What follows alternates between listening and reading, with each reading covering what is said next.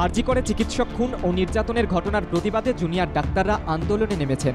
জারি রয়েছে কর্মবিরতি, যার জন্য ব্যাহত হচ্ছে হাসপাতালের পরিষেবাও। 1 মাসের ওপর পরিষেবা ব্যাহত হওয়ায় মুখ্যমন্ত্রী মমতা বন্দ্যোপাধ্যায় আলোচনায় বসার আহ্বান জানান। এর পাশাপাশি সুপ্রিম কোর্টের নির্দেশকেও মান্যতা দিয়ে আলোচনার দরজা খুলে দেয় রাজ্য সরকার। সেই মতো মঙ্গলবার স্বাস্থ্য সচিব নারায়ণ স্বরূপ নিগম ইমেল মারফত জুনিয়র ডাক্তারদের আলোচনায় বসার ডাক দেন। 10 জন প্রতিনিধিকে আলোচনায় বসার প্রস্তাবও দেওয়া হয়, কিন্তু জুনিয়র ডাক্তাররা জানিয়ে দেন তারা এর থেকে বেশি প্রতিনিধি পাঠাতে চান। একই সঙ্গে স্বাস্থ্য সচিবের ডাকে সাড়া না দেওয়ার কথাও তারা জানিয়ে দিয়েছেন। সুপ্রিম কোর্টের নির্দেশকে অমান্য করে আন্দোলন ও কর্মবিরতি জারি রাখার কথাও ঘোষণা করেছেন তারা। আন্দোলনকারীরা অনড় থাকায় সুপ্রিম কোর্টের নির্দেশের পরিপ্রেক্ষিতে আবারও আলোচনায় বসার আহ্বান জানান রাজ্য সরকার। এবার মুখ্য সচিব মনোজ পন্থ খোলামেলা আলোচনার জন্য নবান্নে 12 থেকে 15 জনের প্রতিনিধিকে নবান্নের বৈঠকে যোগ দেওয়ার আহ্বান জানান। চিঠিতে তিনি উল্লেখ করেছেন, গত 32 দিন ধরে সাধারণ মানুষ দরকারি চিকিৎসা পরিষেবা থেকে বঞ্চিত হচ্ছেন। জনস্বার্থের মতোই আদালতের নির্দেশের কথাও ওই চিঠিতে উল্লেখ করা হয়েছে।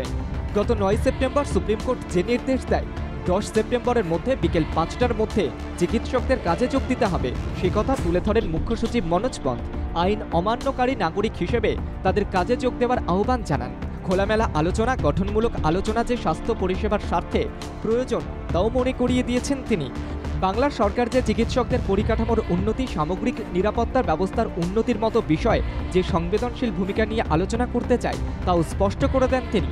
রাজ্য সরকার আলোচনার দরজা খুলে দেওয়ার পর দেখা যায় জুনিয়র ডাক্তাররা পাল্টা শর্ত চাপায়। ইমেল মারফত তারা এই শর্তাধীন আলোচনায় রাজি বলে জানিয়ে দেন।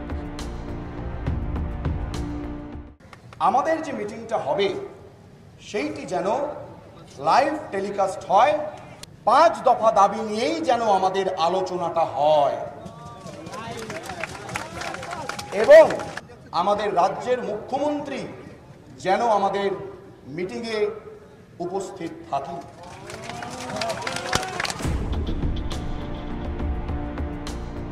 তাদের প্রথম শর্ত, অন্তত 30 জনের প্রতিনিধি দল থাকবে বৈঠকে। দ্বিতীয় শর্ত, নবান্নের বৈঠকে লাইভ টেলিকাস্ট করতে হবে। তৃতীয় শর্ত, 5 দফা দাবি নিয়ে বৈঠকে আলোচনা করতে হবে। চতুর্থ শর্ত, নবান্নে যে বৈঠক হবে সেখানে মুখ্যমন্ত্রীকে উপস্থিত থাকতে হবে।